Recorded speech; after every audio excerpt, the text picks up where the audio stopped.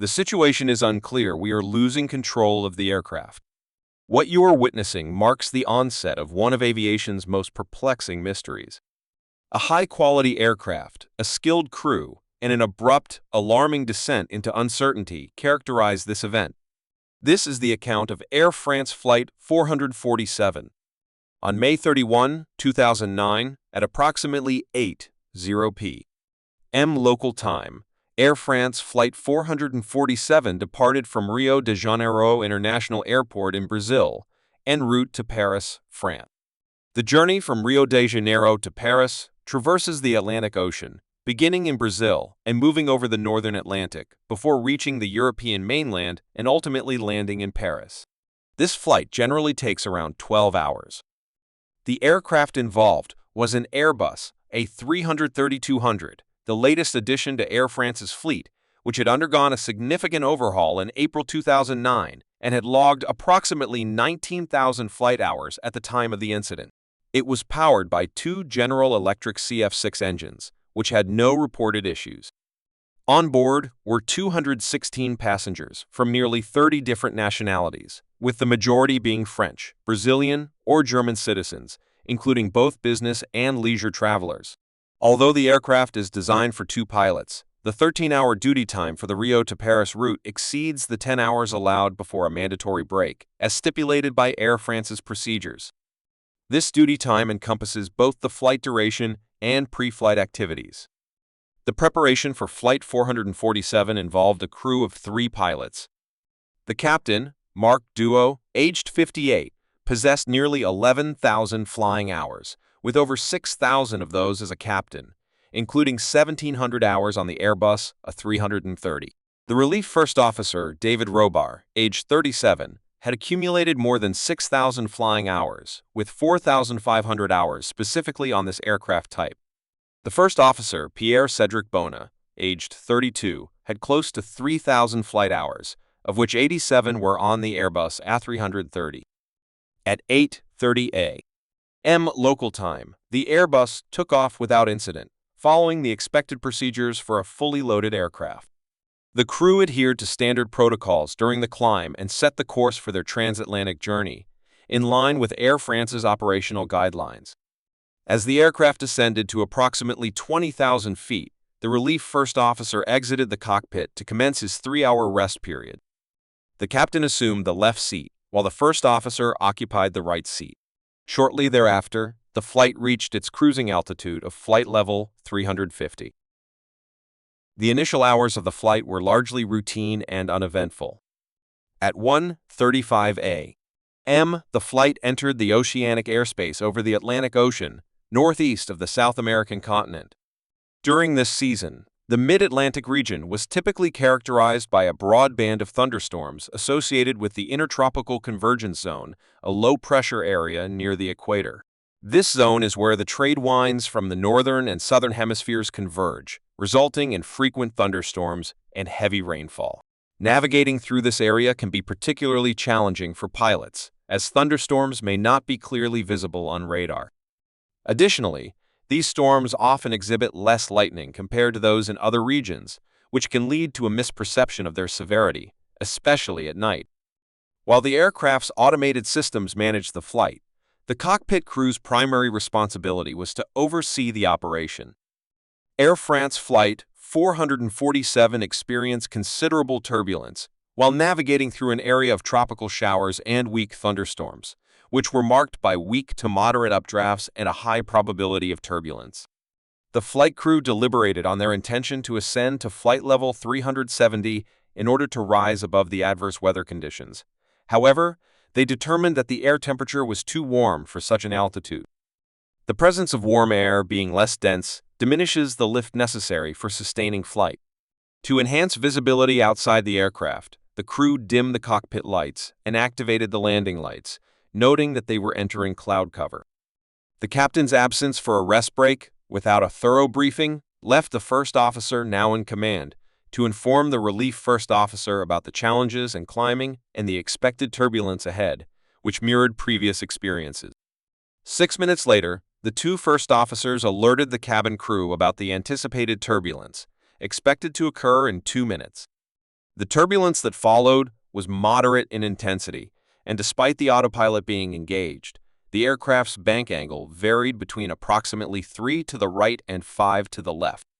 The first officer modified the radar gain setting to enhance its sensitivity and proposed a deviation to the left. Consequently, they adjusted the aircraft's course 12 to the left of the intended track to circumvent the most severe weather conditions. 2 minutes later, the aircraft encountered an updraft, producing a sound characteristic of such occurrences. The sound of ice crystals impacting the fuselage was audible as the pitot tubes began to detect ice particles. Under normal circumstances, this would not pose a significant issue, however. If the concentration of crystals becomes sufficiently high, they can obstruct the tubes more rapidly than the onboard heaters can melt them. The A330 is equipped with 3 pitot tubes, one each for the captain, the first officer, and the standby instruments. Each pitot tube measures the pressure of the incoming air, which is then compared to the static pressure to determine the aircraft's airspeed. This information is subsequently utilized to calculate various other parameters, including Mach number, vertical speed, and altitude, all of which are displayed in real time to the pilots. However, if ice crystals block the pitot tubes, air cannot enter, resulting in a drop in measured pressure and, consequently, a decrease in indicated airspeed. During Flight 447, as all 3 pitot tubes became obstructed by ice, the airspeed readings rapidly became unreliable, plummeting from 275 to 139 knots. This initiated a series of complications. The autopilot disengaged, and the flight director bars vanished. The aircraft's flight control law transitioned from normal to alternate, leading to the deactivation of several built-in protections, such as angle of attack, overspeed, and bank angle protection. As a result, the aircraft became more responsive to roll inputs.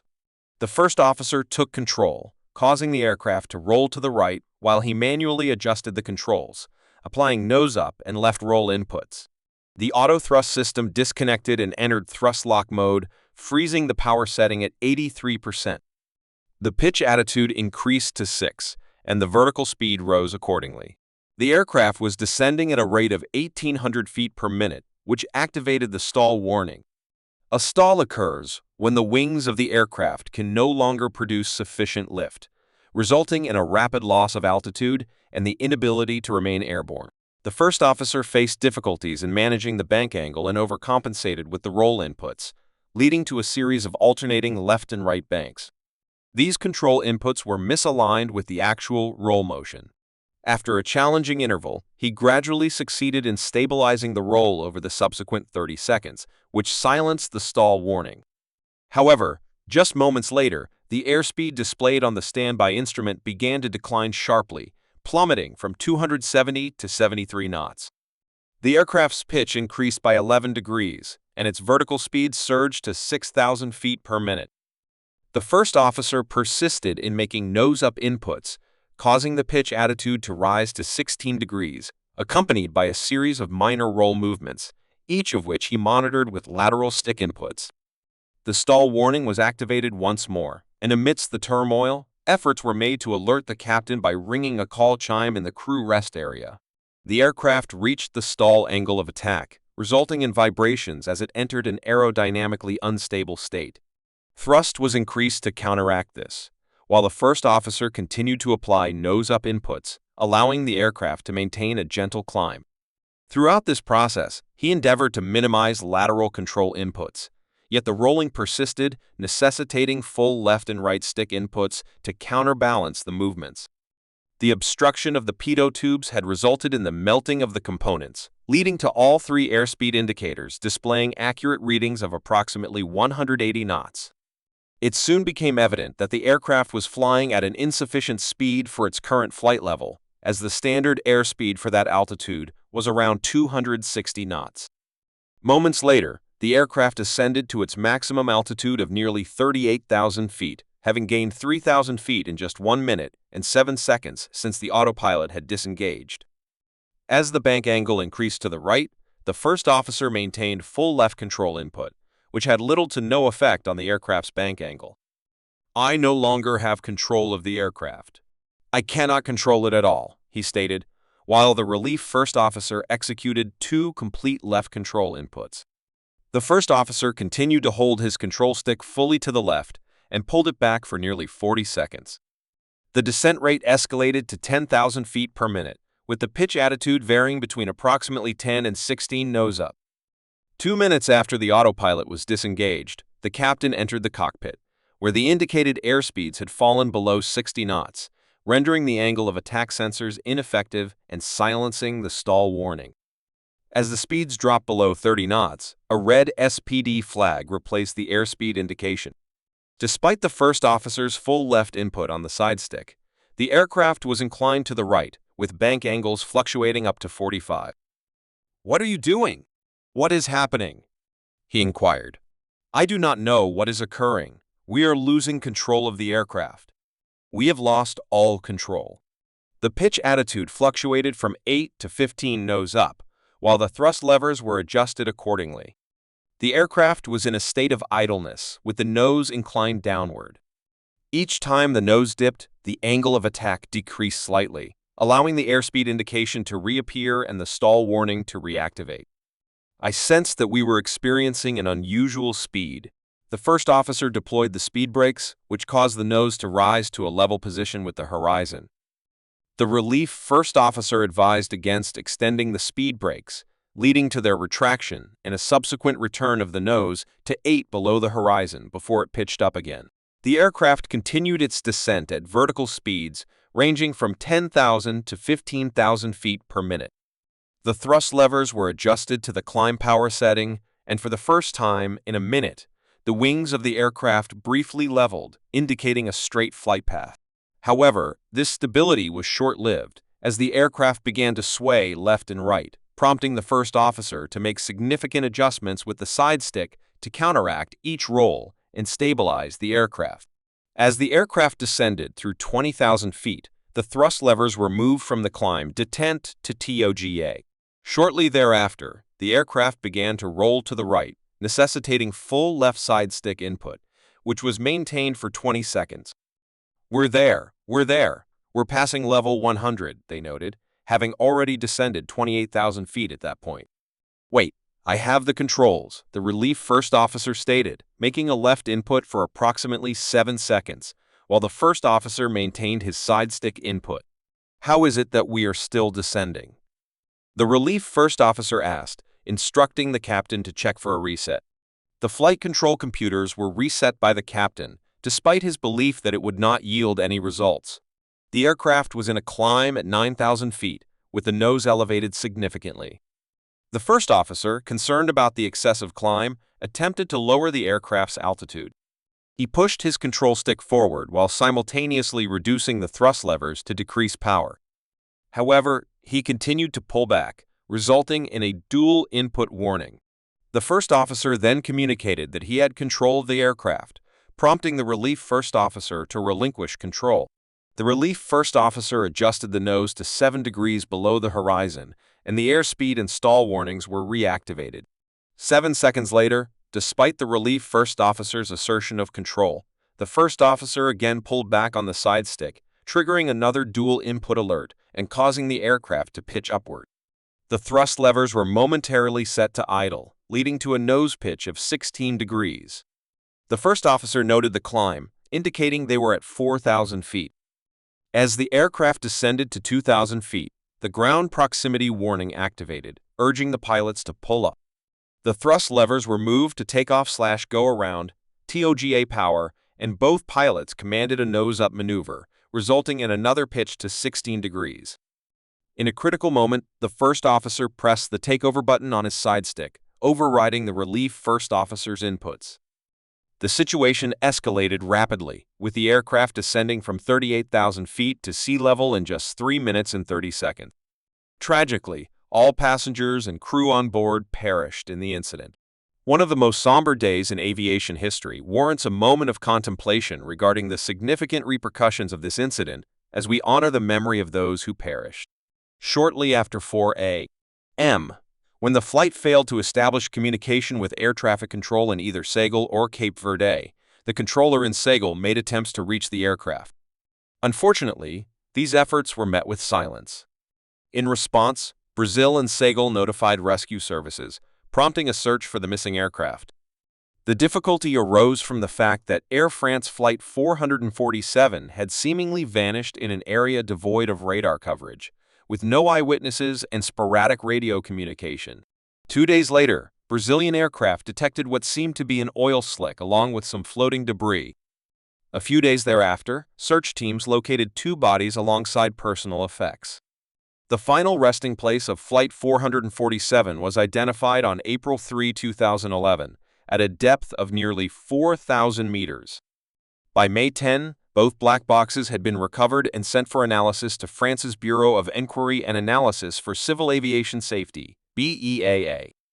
In July 2012, the BEA released the conclusive report on the incident, revealing a temporary inconsistency in the measured speeds, likely caused by the obstruction of the pitot probes by ice crystals. This malfunction led to the disconnection of the autopilot and a shift in flight control mode to alternate law, which disabled several inherent safety features, including protections against excessive angle of attack, overspeed, and bank angle. As a result, the aircraft became increasingly sensitive to roll inputs. The procedure that pilots were required to follow involved quickly diagnosing and addressing issues related to pitch attitude and thrust-through preventive measures. However, an unexpected failure occurred during cruise flight, catching the pilots off guard. This led to excessive roll inputs and a sudden nose-up maneuver, resulting in the aircraft entering a sustained stall, as indicated by the stall warning and significant buffeting. Despite the stall warning and buffeting persisting for 54 seconds, the crew did not recognize these indicators, nor did they attempt any recovery maneuvers to exit the stall, ultimately causing the aircraft to crash into the ocean. The absence of a recovery maneuver can likely be attributed to insufficient specific training. While the training met regulatory standards, manual aircraft handling requires precise and deliberate control inputs, which cannot be improvised.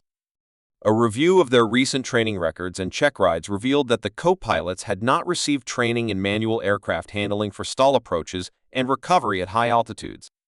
Based on the investigation's findings, the Bureau of Inquiry and Analysis, BEA, issued several recommendations, including a review of check and training programs to ensure they incorporate mandatory exercises. It is essential to establish specific and regular drills for manual aircraft handling during stall approaches and recovery, even at high altitudes. Additionally, aircraft engaged in public transport flights with passengers should be equipped with an image recorder that captures the entire instrument panel. Alternative Version 1. Additional recommendations were put forward, including enhancements for flight recorders, improved task distribution for augmented crews, and the incorporation of an angle of attack indicator. In summary, it is clear that no singular explanation can comprehensively account for the crew's actions. Meanwhile, it would be advantageous for individuals, regardless of their piloting experience, to contemplate the occurrences surrounding Air France Flight 447. Let us emphasize the importance of learning from others to promote safer aviation for all. If you found this video engaging, please consider liking, commenting, and subscribing to the channel for more similar content.